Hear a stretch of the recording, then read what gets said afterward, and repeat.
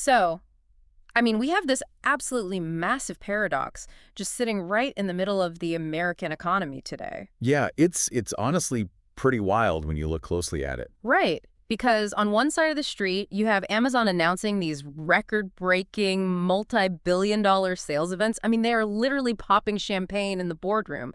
But then on the exact same day, if you go and talk to the independent third-party sellers, the people who actually provide, the vast bulk of the physical products on Amazon, they are describing one of the most brutal, cash-strapped, terrifying months they have ever experienced. It's a complete divergence of realities. Like, the platform itself is thriving, but the actual participants operating on that platform are basically suffocating. Exactly. And we really wanted to figure out how both of those things can be true at exactly the same time. So to do that, we brought a massive stack of intelligence to the table for this deep dive. Very dense stack, yeah. Very dense. We've pulled the latest macroeconomic report from the Bureau of Economic Analysis, the BEA, and that covers June 2026 personal income and outlays. Then we have a fresh, rather sobering labor market report on jobless claims. Right. We've also got Wall Street preview notes for the upcoming Q2 and Q3 earnings calls for both Apple and Amazon. And finally, kind of tying it all together, we have this incredibly detailed intelligence report from Nova Analytics that basically chronicles the day-to-day bare-knuckle reality of e-commerce sellers trying to survive in July 2026. It's a mountain of data, for sure. But, Yeah. when you lay these specific reports side by side, the contradictions actually start to make sense. You really start to see the hidden mechanisms driving the whole economy right now. And that is exactly the mission for this deep dive. We are going to connect the dots between your wallet, the trillion-dollar infrastructure strategies of the world's biggest tech giants, and the chaotic battleground of third-party e-commerce. We're going to look at how inflation, the rollout of autonomous AI shopping agents, and international trade wars they're fundamentally rewiring the way the world shops. It's a lot to cover. It is. Okay, let's unpack this. And I think we have to start at the absolute baseline. We have to look at the macro economy. Because before we can understand what someone is buying on Amazon or Apple, we have to understand how much cash they actually have in their checking account. Which, according to the latest BEA data, is actually a highly complex question to answer. Huh. I mean, the macro environment right now is incredibly tricky to read because the top-line numbers tell one story, while the underlying percentages tell a completely different, much more alarming story. Yeah, reading this BEA report felt like looking at a financial optical illusion, honestly. Let's lay out the raw numbers from June 2026. Personal income actually went up by 0.2%. That means an extra $54.9 billion flowed into the hands of consumers. And consumer spending, which the government tracks as personal consumption expenditures, or PCE, that went up by 0.3%, so $65.2 billion. So if you just read those two sentences in a vacuum, you'd think, wonderful, people are earning more and they're spending more. The engine of the American economy is humming along nicely. Right, you'd think everything is totally fine. But then you flip to page 2 of the report and you hit an absolute brick wall. You really do. You hit the inflation and savings data. Mm. So the PCE price index, which is, the Federal Reserve's preferred measure of inflation, that is up 3.7% year over year. Wow. Yeah. And even if you strip out food and energy, which are notoriously volatile and bounce around a lot, the core PCE is still up 3.3%. Which fundamentally changes the context of that spending increase we just talked about. I mean, if incomes are up 0.2%, but prices are up 3.7% over the year, that spending increase isn't a sign of consumer confidence. It's a sign of coercion. Exactly the right word. Coercion. Consumers aren't spending more because they're treating themselves to vacations or upgrading their televisions or whatever. Right, they aren't splurging. No, not at all. They are spending more simply because the exact same basket of everyday goods costs significantly more than it did 12 months ago. They literally have to spend more just to survive. And that dynamic leads directly to what I think is honestly the most terrifying single data point in this entire stack of sources. The personal saving rate, which is how much money people manage to stash away as a percentage of their disposable income, that has plummeted to 2.7%. It's an abysmal number. I mean, historically, a healthy savings rate in the U.S.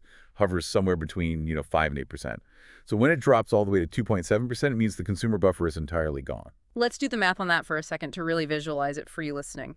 If you bring home $4,000 a month after taxes, a 2.7% savings rate Means you are putting away roughly $108 a month. That is your entire safety net. Yeah, $100. One flat tire, one unexpected dental bill, one parking ticket, and you are immediately pushed into the red. You are pulling out the credit card to survive. It creates a state of chronic financial anxiety, and you see that anxiety reflected in the labor market data as well, even though, once again, the headline numbers try to paint a pretty rosy picture. Right, because I look at the jobless claims. 197,000 for the week ending July 25th. That is historically very low. And the overall unemployment rate actually ticked down to 4.2%. But the report goes out of its way to warn us that these numbers are masking a profound underlying sluggishness. They absolutely are. Yeah. And this is where we have to explain the mathematical mechanics of the unemployment rate, because it can be highly deceptive if you don't know how it's calculated. Please do. So the unemployment rate only counts people who do not have a job and are actively looking for one. The denominator effect. Exactly. The report details that hiring in June basically fell off a cliff. Only 57,000 jobs were created, which is a massive deceleration from the previous month.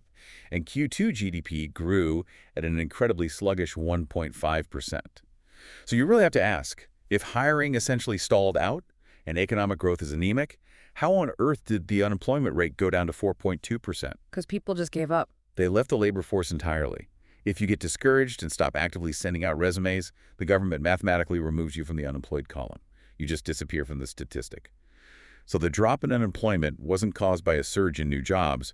It was caused by an exodus of job seekers.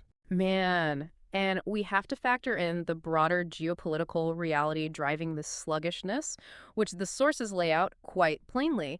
And just to be super clear with you, the listener, we are looking at these reports completely impartially. The sources specifically cite the ongoing U.S.-Iran war, the new Trump tariffs, and his recent purge of the federal workforce as the core factors for these lingering economic effects. We aren't taking any political sides here at all. We're simply relaying the economic drivers exactly as they are identified in the intelligence reports. Right, absolutely. We're just looking at the data. Exactly. So the reports point to these things. The U.S.-Iran conflict keeping oil prices incredibly high. The sources note oil is hovering around $83.36 a barrel. They also point to those tariff policies disrupting established supply chains and the reduction in the federal workforce causing localized economic contractions. And, those aren't just abstract geopolitical concepts. They have immediate, highly tangible, highly localized impacts on that 2.7% savings rate we just talked about. Let's take that $83 barrel of oil, for example. Okay. High crude prices don't just mean it costs more to fill up your car for your commute. Oil is the literal lifeblood of physical commerce. It dictates the price of the plastic packaging your goods arrive in. It dictates the maritime freight cost to get a product across the ocean. And it dictates the last-mile delivery surcharge from FedEx or UPS to get it to your porch. So every single physical item you buy carries the embedded cost of that $83 barrel of oil. Which means the baseline cost of near existence just goes up. I get that. But hold on, let me push back a little bit on this narrative of the exhausted, broke consumer. Because I'm looking at the BEA report, and they specifically highlight a massive $58.2 billion increase in consumer spending on services in June. Right, the services bump. Yeah. So if the consumer is running on fumes, if they only have $100 left at the end of the month, why on earth are they spending an extra $58 billion on services? Like, why aren't they cutting back? Well, that is the ultimate paradox of this particular economic moment. It looks like frivolous spending until you unpack what the Bureau of Economic Analysis actually categorizes as a service. Okay, so it's not just like massages and streaming subscriptions? We have it all. In BEA's accounting, housing is a service. Utilities are a service. Healthcare, car insurance, financial services, these are all lumped into that $58.2 billion increase. Oh, wow. Okay, so when rent goes up, or your auto insurance premium skyrockets by 20%, which we've seen happening nationwide, that registers in the economic data as increased consumer spending on services. Precisely. It registers as economic activity. But from the consumer's perspective, it is purely extractive. You didn't buy anything new. You didn't get any additional value or enjoyment out of it. You were just paying substantially more money to keep a roof over your head, keep the lights on, and legally drive your car to work. Okay, that completely shifts the framing. So the consumer isn't eagerly going out and spending. They are being slowly drained by structural, non-negotiable costs. It's like a financial treadmill. You're running faster and sweating more just to stay in the exact same place. That's a perfect analogy. And this macroeconomic reality perfectly sets the stage for the micro-level retail data. Because when your entire budget is swallowed by non-negotiable services and your savings rate is 2.7%, how do you behave when you actually do need to buy something discretionary? Like when you need new shoes for your kid or a replacement coffee maker. You become absolutely ruthless. You become a highly strategic, highly transactional, zero-loyalty shopper. You migrate entirely toward essentials, or you hold out for undeniable massive discounts. Well, if we want to see what a ruthless, highly strategic consumer looks like in real time, we don't have to guess. We just have to look at the ultimate proxy for American retail. We need to look at what happened during Amazon Prime Day 2026. Because this is where the macro environment crashes headfirst into the reality of e-commerce. And the Nova Analytics report gives us a microscopic, basically unprecedented look at this collision. Yeah. But to set the stage, we have to acknowledge a massive historical milestone that just occurred. According to the data, Amazon has officially, finally overtaken Walmart as the largest U.S. retailer by gross merchandise value, or GMV. Which is just a staggering achievement. I mean, for decades, Walmart was the undisputed king of American commerce. It is the first time the top spot has truly changed hands since Walmart overtook Sears way back in the 1980s.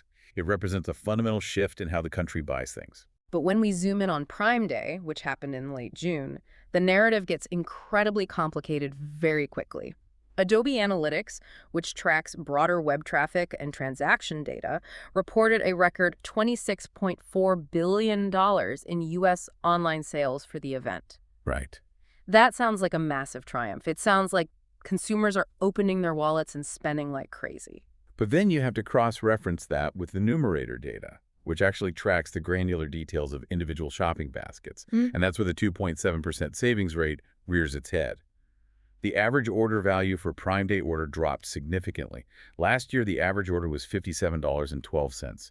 This year, it plummeted to $46.89. A drop of over $10. That is a massive percentage decrease for an average order value. It is the smoking gun that proves the macroeconomic squeeze. The basket sizes shrank. People were making purchases, yes, which drove up the overall top-line revenue, but they were buying smaller, cheaper items.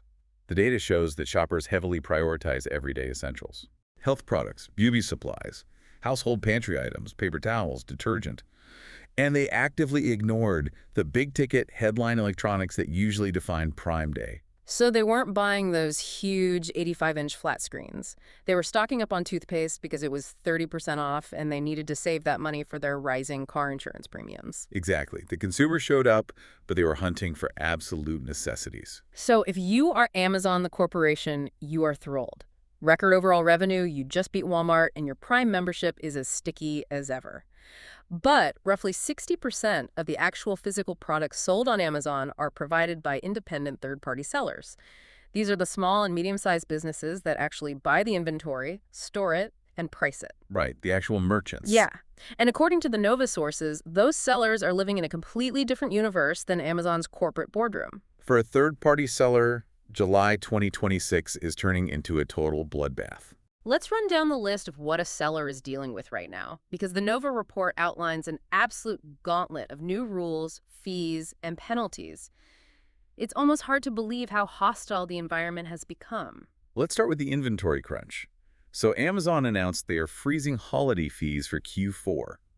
That sounds like a benevolent move, a way to help sellers during the most important time of the year. But in exchange, Amazon drastically compressed the inbound inventory deadlines. Meaning a seller has to get their products into Amazon's warehouses much earlier than before. Much earlier. And if you are relying on supply chains coming out of Asia, which are already delayed by geopolitical issues and trade friction, hitting those earlier deadlines is incredibly difficult. If your products arrive late to an Amazon fulfillment center, you lose the Prime badge during the crucial holiday deal days. And as a seller, if you lose the little blue Prime checkmark on your listing, you don't exist. Consumers won't even click on your product if they can't get it in 2 days. Losing the badge costs the seller more than any fee increase ever could. It's an existential threat. But the logistics are just the beginning. The most fascinating and perhaps most disruptive change highlighted in the report is Amazon's aggressive integration of artificial intelligence into the seller backend. Amazon just implemented a strict 75-character limit on product titles across all non-media categories. Okay, wait. A 75-character limit. For years, Amazon sellers have relied on these massive paragraph-long product titles. You know the ones, it's like premium, stainless steel, garlic press, rust-proof, ergonomic handle, dishwasher safe, black, perfect gift for chef. They do that to capture every possible search keyword a human might type into the bar. Which is traditional search engine optimization, or SEO. But Amazon is killing it. And here's the truly controversial part. This new 75-character limit is entirely governed by an AI model, and there is no human review step for the seller. If the AI decides your title is too long, or if it thinks you're repeating keywords, it simply auto-rewrites your title for you overnight.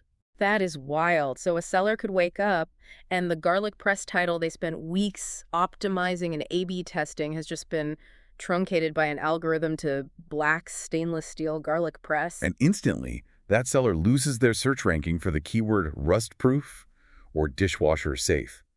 Their sales drop by 40% in a single day, and they have absolutely zero recourse.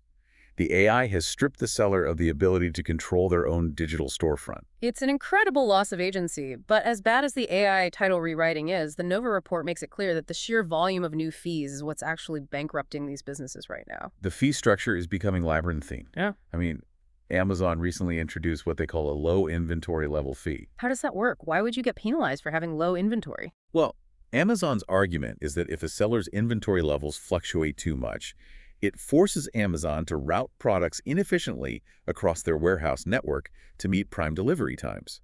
So the new rule is that if a seller's stock drops below 28 days of historical supply, Amazon starts hitting them with a penalty fee on every single unit sold. But wait, didn't they just penalize sellers for having too much inventory with long-term storage fees? Yes, that is the trap. Yeah. You get penalized if you send in too much inventory, and now you get penalized if you send in too little.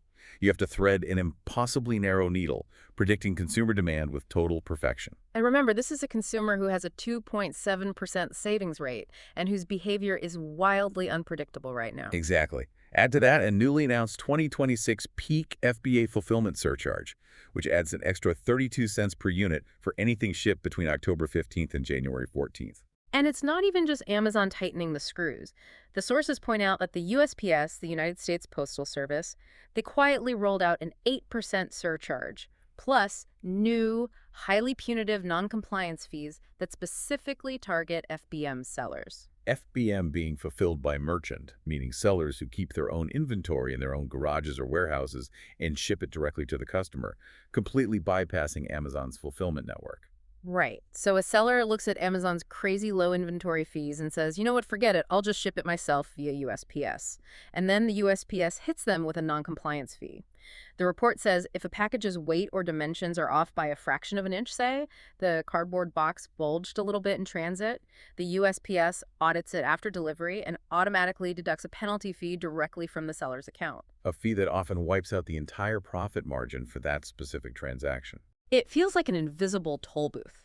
Think about it. Every time a seller turns around to adapt to the market, maybe they try to ship smaller quantities to avoid storage fees, Amazon builds a new toll booth on that exact road. If they try to ship their own packages to avoid Amazon entirely, the USPS toll booth pops up out of nowhere. I have to ask you, looking at this data, the Nova report explicitly states that currently only 23% of Amazon sellers are reportedly thriving. The rest are just surviving or actively dying. Isn't Amazon risking hollowing out the very marketplace that gave them the inventory breadth to beat Walmart in the first place? What's fascinating here is the underlying leverage Amazon possesses. They are taking this risk deliberately because they know they have a completely captive audience. The sellers are exhausted, they're feeling a massive cash crunch, but they can't leave. Because where would they go? Exactly. The customer base is locked in. Over 200 million Prime members start their product searches directly on Amazon.com. They bypass Google entirely. So if a seller gets fed up with the fees and pulls their garlic press off the platform, a competitor instantly fills the void. Amazon doesn't care who sells the garlic press, as long as the transaction happens within their walls. The marketplace has reached a level of extreme concentration. The sources note that the top 1.6% of sellers now drive 50% of Amazon's total third-party GMV. That means a tiny fraction of mega sellers are doing half the volume, while the middle tier of small businesses is just being systematically ground into dust. But the overarching question is why? Why is Amazon extracting so much value so aggressively right now? And the answer is found in Amazon CEO Andy Jassy's recent shareholder letter. The infrastructure spend. Amazon is in the middle of a $200 billion capital expenditure cycle, specifically to build out their artificial intelligence infrastructure. Data centers, custom silicon, server farms, they're building the foundation for the next decade of technology. And to fund a $200 billion capex, you have to find cash somewhere.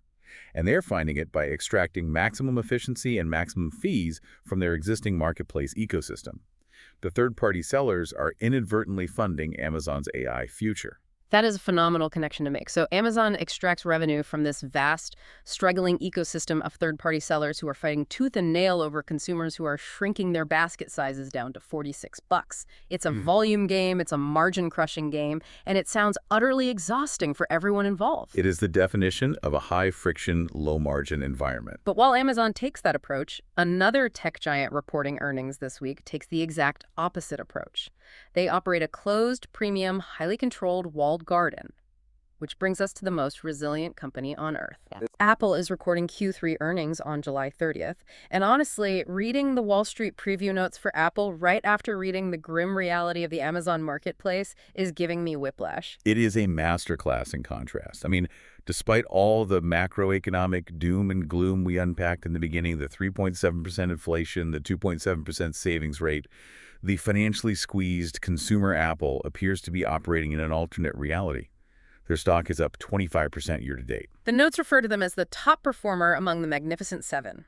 For anyone who doesn't track finance daily, the Magnificent Seven is just a shorthand for the tech behemoths driving the stock market companies like Apple, Microsoft, Google, Amazon, Nvidia, Meta, and Tesla.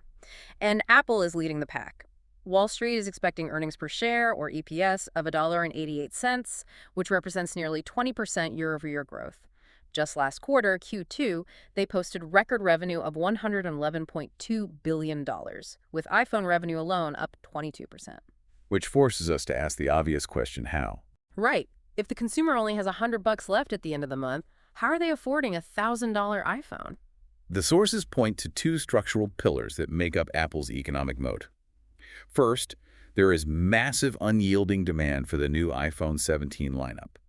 Apple has successfully achieved a psychological shift in the consumer mindset. An iPhone is no longer considered a luxury electronics purchase. It is categorized mentally alongside rent and groceries. It is an absolute necessity for modern participation in society. And to afford it, consumers rely on installment plans. They aren't dropping $1,000 in cash. They are trading in their old phone and paying $30 a month through their carrier. They just absorb it into their monthly burn rate. Exactly. But the hardware is only the delivery mechanism for the second pillar, which is the real key to their resilience, the services business. Apple generated $31 billion in high-margin revenue from services just in the last quarter alone. Think about the contrast here. The Amazon shopper is haggling over a $10 drop in basket size, desperately searching for generic paper towels on Prime Day just to save $3.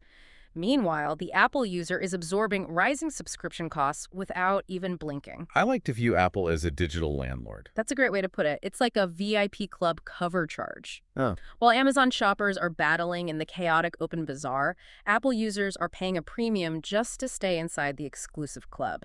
They pay for extra iCloud storage, they pay for Apple Music, Apple TV+, Apple Fitness, and Apple takes a massive cut of every single transaction in the App Store. Apple currently commands an active installed base of 2.5 billion devices worldwide. They have fundamentally transitioned their business model. They are no longer just a company that sells you an expensive piece of glass and aluminum every 3 years. They have become a monthly utility bill. And it's the one utility bill that consumers refuse to cut, even when budgets are incredibly tight. If your savings rate hits 2.7%, you might stop going to restaurants. You might buy cheaper laundry detergent. You might even cancel your gym membership.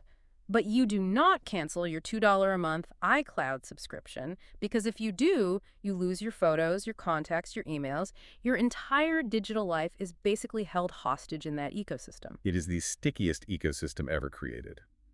But even with that immense loyalty, analysts are constantly looking for vulnerabilities. Right, because gravity has to apply eventually. If the broader economy slows down, we mentioned that sluggish 1.5% GDP growth rate earlier, doesn't Apple eventually feel the pain? Even with installment plans, people can only buy so many iPhone 17s. If the consumer is truly squeezed, won't they naturally delay upgrading their hardware? Like instead of getting a new phone every 2 years, maybe they stretch it to 3 or 4 years. And the Wall Street preview notes do highlight some minor headwinds in that regard. For instance, the cost of internal memory components is rising, which is putting a slight downward pressure on Apple's gross margins for the physical hardware. So they aren't totally immune to inflation. No, but they have a financial defense mechanism that is arguably unparalleled in corporate history. They aggressively, relentlessly return capital to shareholders.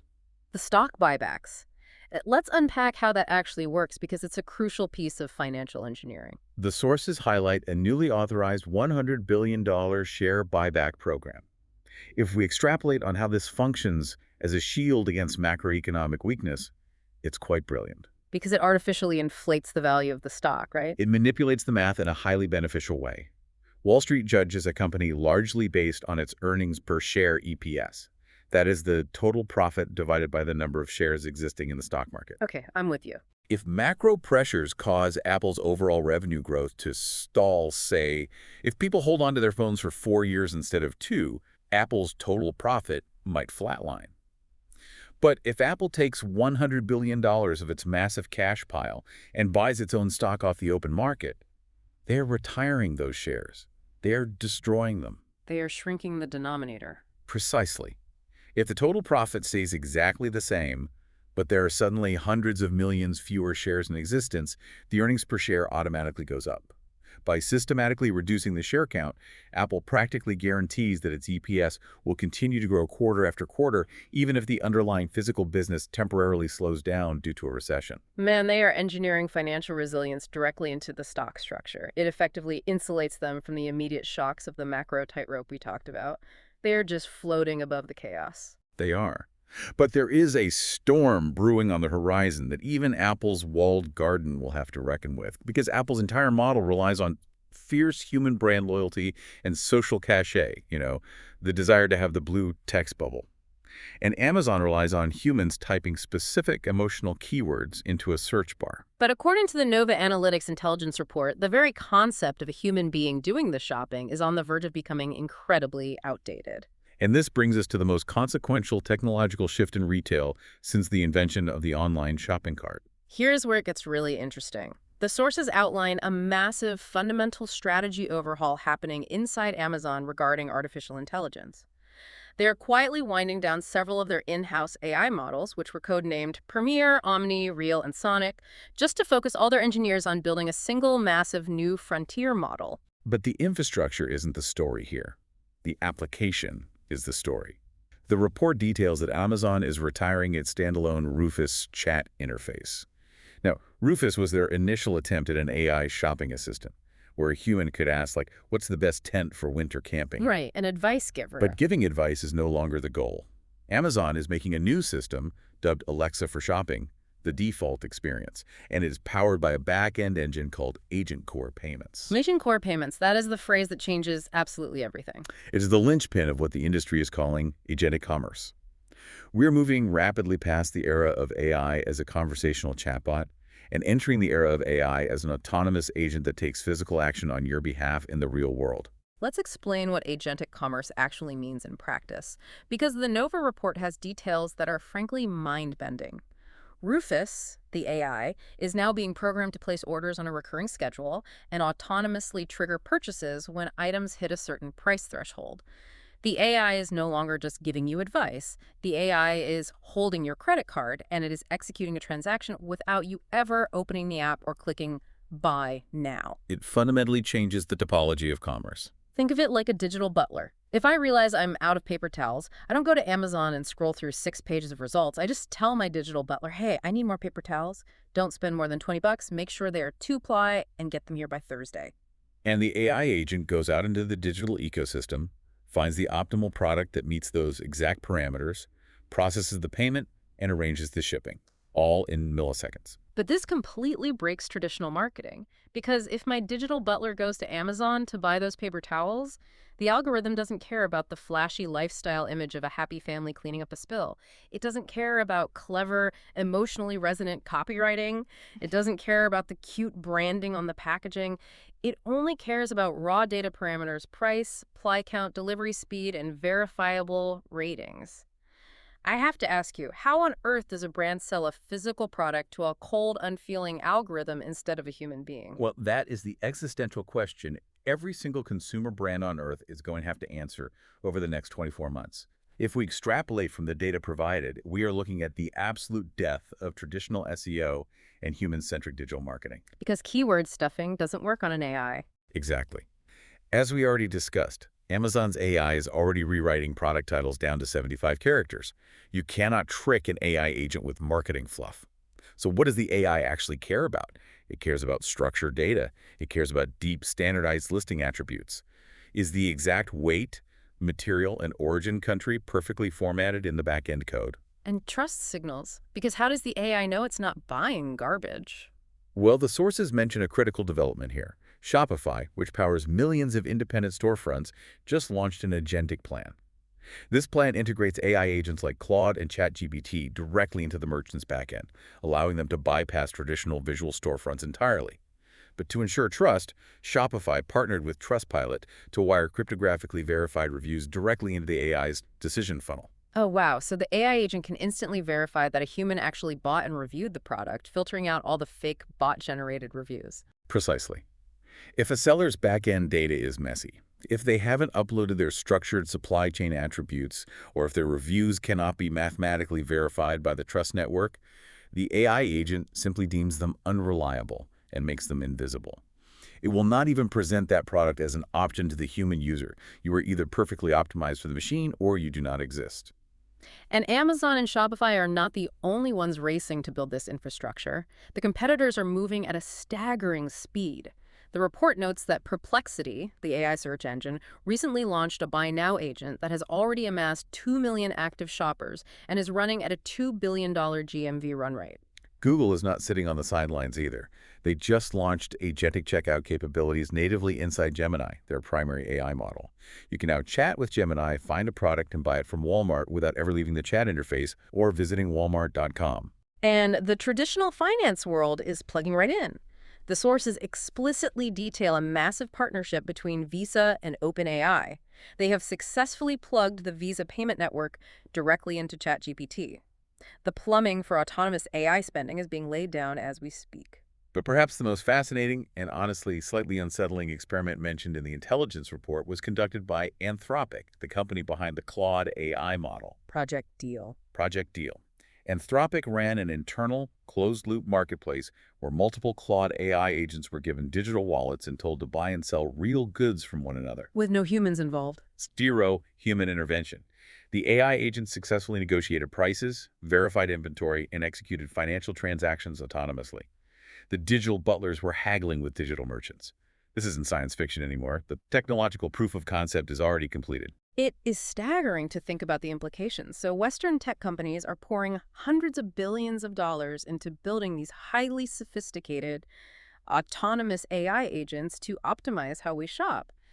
But while this high-tech algorithmic revolution is happening in the background, an entirely different kind of threat is physically invading the global retail market, and it relies on a much older strategy, ultra-cheap goods, and sheer overwhelming volume. And it is so disruptive that it is forcing government regulators on 3 different continents to declare war. Let's transition into the final piece of the puzzle, the global marketplace wars. Because if we look at the challengers, companies like TikTok, Temu, and Shein, we see them perfectly exploiting the exact macroeconomic reality we mapped out at the very beginning of this deep dive. It all connects back to the 2.7% savings rate. When the consumer is fundamentally broke, when all their discretionary income is eaten up by housing and car insurance, they become desperate for affordability. They flock to the absolute lowest possible price point. And the numbers these platforms are generating are just jaw-dropping. The report notes that TikTok Shop's U.S. gross merchandise value crossed $30 billion in just the first half of 2026. $30 billion in 6 months for a platform that is ostensibly a social media app. And they're doubling down. They are launching a massive $2.3 billion advertising commitment in the U.S. alone to capture more market share. They are even testing a subscription program called Shop Plus, which is designed as a direct rival to Amazon Prime, offering shipping perks and discounts. The traditional giants are terrified. Walmart, recognizing the threat of this cross-border volume, has officially opened its Walmart.com marketplace to international shoppers, starting with Mexico, just to chase this global revenue. But this explosion of ultra-cheap, direct-from-factory e-commerce threatens domestic retail markets so severely that governments are stepping in with a heavy hand. We are seeing a coordinated global regulatory backlash against these specific platforms. Because domestic businesses simply cannot compete with heavily subsidized, untaxed goods flooding across the border. Let's look at the regulatory actions detailed in the sources, starting in the United States. The U.S. Federal Trade Commission, the FTC, has launched a formal sweeping probe into Shein's business practices, supply chain labor, and data handling. And Europe is moving even faster. France just passed a highly specific anti-fast fashion bill. The legislation explicitly targets platforms like Shein and Temu by imposing punitive per-item environmental taxes and outright banning their advertising on certain domestic networks. Down in Australia, regulators are aggressively going after Temu and AliExpress, heavily fining them for allowing dangerous, non-compliant, and untested goods to be sold directly to Australian citizens. But the biggest hammer to fall, the one causing the most chaos in the logistic world right now, comes from the European Union. On July 1st, the EU enacted a massive overhaul of their customs laws. The death of the de minimis exemption. Let's explain what that exemption was, because it was the core loophole these companies used to grow so incredibly fast. Historically, if you imported a huge shipping container full of shoes into the EU, you paid heavy customs duties and tariffs. But to make life easier for postal workers handling small mail, the EU had a de minimis exemption. If a single package was valued at under 150 euros, it passed through customs duty-free. It was meant for, people mailing birthday gifts to their relatives. But platforms like Shein and Temu weaponized it. Instead of importing shipping containers, they individually packaged millions of $2 t-shirts and $5 gadgets in China and mailed them directly to individual consumers in Paris or Berlin. Because each package was under 150 euros, they paid zero taxes. It gave them an insurmountable pricing advantage over domestic European retailers. But on July 1st, the EU completely closed that loophole. They implemented a flat €3 customs duty on every single small parcel entering the bloc, regardless of its value. Which completely destroys the unit economics of a $2 t-shirt. I mean, if you have to pay a €3 tax on a €2 item, your business model evaporates overnight. And to show they are serious about enforcement, the EU also hit AliExpress with a record-breaking €550 million fine under the new Digital Services Act for failing to police illegal goods on its platform. It is a massive, coordinated crackdown. And back in the U.S., the trade war is escalating just as fast. The report notes that the Supreme Court recently struck down the old IEPA tariffs, the International Emergency Economic Powers Act, which presidents have historically used to unilaterally impose trade restrictions. The judicial branch reined in executive power, but the legislative branch immediately filled the void. Congress passed a new law establishing a Section 122 surcharge, which slapped an immediate 15% tariff on these goods, causing immense supply chain volatility for sellers trying to source products from China. You can clearly trace a direct line from the economic anxiety of the 2.7% savings rate all the way to this massive regulatory war. But looking at the history of global trade, it honestly feels like playing an endless game of geopolitical whack-a-mole. Every time regulators slap a tariff or a ban on these companies, they instantly adapt and find a new loophole. And the Nova report proves that exactly. It specifically notes that in anticipation of the EU's new €3 tax, Shein and Temu spent the spring quietly pre-positioning massive amounts of inventory inside European 3PLs, which are third-party logistics warehouses. Oh, wow. So they shipped bulk containers in before the law took effect, paid the bulk tariff, and stored it locally. So now when a consumer in Germany orders a shirt, it ships domestically from a warehouse in Germany, completely bypassing the new individual parcel tax at the border. They completely outmaneuvered the regulators. Which begs the question, can legislation actually stop this?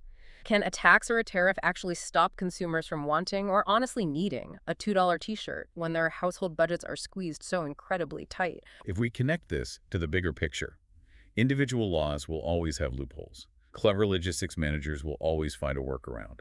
But what we are witnessing right now across the US, the EU, and Australia is the formation of a global compliance floor. The era of the Wild West cross-border loophole, where you could ship an untested, untaxed, unregulated product directly from a factory floor in Shenzhen to a doorstep in Chicago or Paris, that era is definitively closing. The cost of doing business is just going to rise structurally. Between the FTC probes, the massive DSA fines, the new tariffs, and the logistical nightmare of maintaining global 3PL networks, these ultra-cheap platforms are going to have to spend more money just to operate. Which means the retail prices of those $2 t-shirts will inevitably have to go up. The gap between a Temu product and an Amazon product will narrow. And that potential price equalization is what might finally give those exhausted, squeezed Amazon third-party sellers we talked about in the beginning some much-needed breathing room heading into the crucial Q4 holiday season. It is all one highly interconnected, incredibly fragile ecosystem. Okay, we have covered an immense amount of ground today. Let's take a breath and briefly recap the journey we've taken through this stack of sources because it really tells a complete story of the 2026 economy. We started with the foundation, a deeply stretched American consumer walking a dangerous macro tightrope, grappling with 3.7% inflation and a terrifyingly low 2.7% savings rate. Which, as we saw, forces them to hunt for extreme value. Exactly. We saw how that hunt for value plays out on Amazon, where basket sizes are shrinking. We examine how Amazon is aggressively squeezing its third-party sellers with endless logistics fees and AI-driven SEO limits, all to fund a massive $200 billion AI infrastructure build. Then we looked at the Apple anomaly, a company coasting above the macroeconomic fray by turning hardware into a monthly utility bill and utilizing massive $100 billion stock buybacks to engineer EPS growth. Then we witnessed the birth of the autonomous AI shopper, the digital butler that holds your credit card and bypasses human marketing entirely. And finally, we looked at the global regulatory war as governments in the US, Europe, and Australia try to beat back the flood of ultra-cheap retail from platforms like Temu and TikTok that are exploiting the broke consumer. It is a profound structural realignment of how value is created, how it is extracted, and how it is regulated in the global economy. But before we wrap up, I want to leave you, the listener, with a final forward-looking concept to mull over, something that builds on everything we've discussed today but takes it one step further. As we see Visa wiring ChatGPT directly into its global payment networks, and as we see Amazon unleashing AI to auto-manage how sellers title and price their goods, we are rapidly approaching an entirely new economic paradigm. An economy defined by AI to AI commerce. Exactly. This is the logical, unavoidable conclusion of the agentic revolution. I want you to think about what happens to the global economy when your personal AI shopping agent, your digital butler, is negotiating directly with a brand's AI selling agent. What happens when they execute a transaction in milliseconds, based entirely on structured data matrices and dynamic pricing algorithms that are shifting 1,000 times a second? When human psychology, emotional marketing, impulse control, and traditional advertising are completely removed from the machinery of capitalism, who actually wins? Does the consumer win because the AI always finds the absolute mathematical lowest price? Or do the massive tech platforms win because they control the algorithms on both sides of the transaction, acting as the ultimate, inescapable toll booth? It brings us right back to where we started. That simple, comforting, linear transaction of walking into a store, picking a coffee maker off a shelf, and handing a human being a $20 bill. It's gone. We are fully inside the algorithmic war zone now, and the rules of engagement are changing every single day. Thank you for joining us on this deep dive. Keep observing, keep questioning the world of commerce around you, and we will see you next time.